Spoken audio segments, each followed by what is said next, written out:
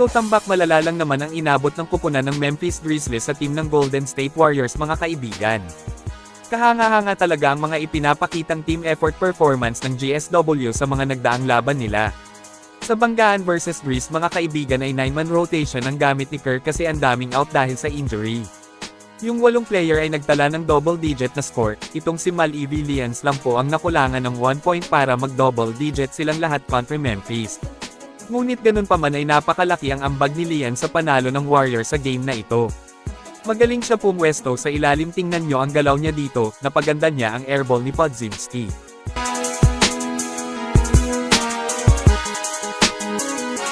Napansin ko na napakagaling nito sa depensa, tingnan nyo nga naman, matibay na defender siya kaya niyang patibayin ang interior defense ng Dubs.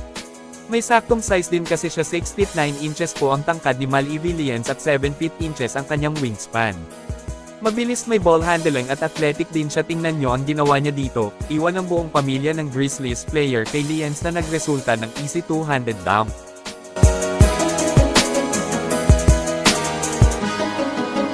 At may tirade din sa threes kaya perfect talaga siya sa Golden State. Pakitang gila si Lians, pinabilib niya ang coaching staff nila, 2-way contract player lang siya ng Warriors pero kulang pa sila ng isang player. Kaya posibleng itong si Lians na yung kukuhanin kung magtuloy-tuloy ang kanyang magandang laro at ipakitang deserve niyang bigyan ng standard NBA contract.